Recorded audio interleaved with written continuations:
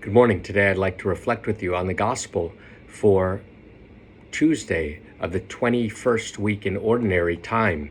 It's taken from the Gospel of Matthew, chapter 23, verses 23 through 26.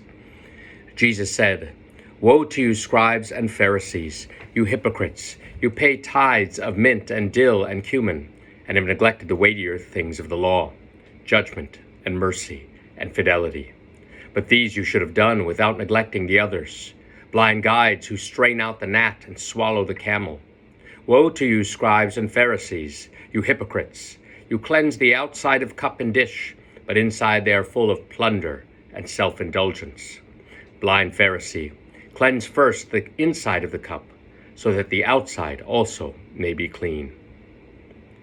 The Gospel of the Lord. Praise to you, Lord Jesus Christ. Normally we think of Jesus as being mild and gentle, kind and humble, choosing his words wisely so as to comfort. But today we encounter the Woe Hurling Jesus. He is chastising the scribes and the Pharisees for their hypocrisy.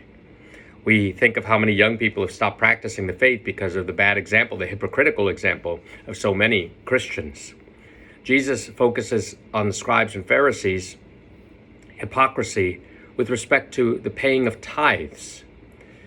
You pay tithes of mint and dill and cumin, and have neglected the weightier things of the law. Yes, tithing was part of Judaism, a regular part of it. And the idea that you would give back 10% to the Lord was an acknowledgement of God's sovereignty over all creation. Giving 10% back to the Lord acknowledged he was God, he had provided, and that everything was a gift from God, rather than thinking that we did everything ourselves, that we had invented something and that we deserved all of the profits from our labor. No, the pious Jew would have acknowledged, I get 90% on something that was not mine to begin with. And so to give 10% back to God was considered not to be the greatest of sacrifices.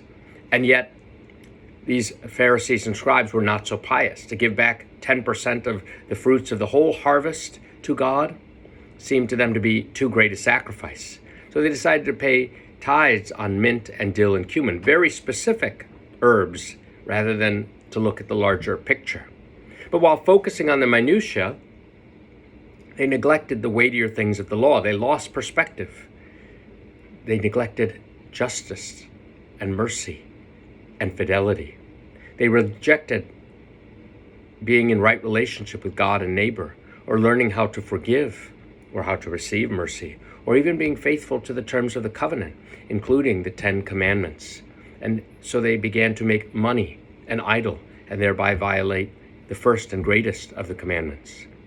Jesus tells them, but these you should have done, observed judgment and mercy and fidelity, without neglecting the others. And then he accuses them of blindness, blind guides, for they have become spiritually blind. They have become so myopic that they can only see a very little piece of the puzzle, rather than having the wider perspective of God's creation and true worship of God. Blind guides who strain out the gnat and swallow the camel. Yes, they strain the tiniest of insects, and yet they can swallow one of the largest of animals. It shows how little perspective the scribes and Pharisees have, how out of touch with reality they are. Jesus continues with his woe hurling. Woe to you, scribes and Pharisees, you hypocrites! You cleanse the outside of cup and dish, but inside they are full of plunder and self-indulgence. Yes, the scribes and Pharisees had reduced the law and religious practice to merely external practices, whereas laws, norms always seek to protect values, to help people grow in virtue. So yes, they did things externally to keep the law, but there was no conversion of heart. Inside, they were full of plunder and self-indulgence, voraciousness, rapacity, those sorts of things. They were full of plunder, and here the real meaning is extortion. They often bragged how many converts they had to Judaism, the scribes and Pharisees, but usually they used money in order to get people to convert, essentially blackmail. And they basically then sought to make more and more money by manipulating people. They were full of self-indulgence, rapacity. They were greedy and greedy for more and more rather than giving to God. And this is what Jesus is interested in, our giving back to God, our showing mercy toward those who need it, our being faithful. Self-indulgence, really rapacity, shows a lack of self-control or temperance. How in today's society people just want to acquire more and more rather than to be the persons God has called them to be. Jesus concludes today's passage, blind Pharisees, cleanse first the inside of the cup so that the outside also may be clean. It's an invitation to penance, to deeper conversion, to turn from one's evil ways and to turn back toward the Lord. Cleanse first the inside of the cup so that the outside may be clean. Jesus in another place says, what comes out of a man comes from what's in his heart.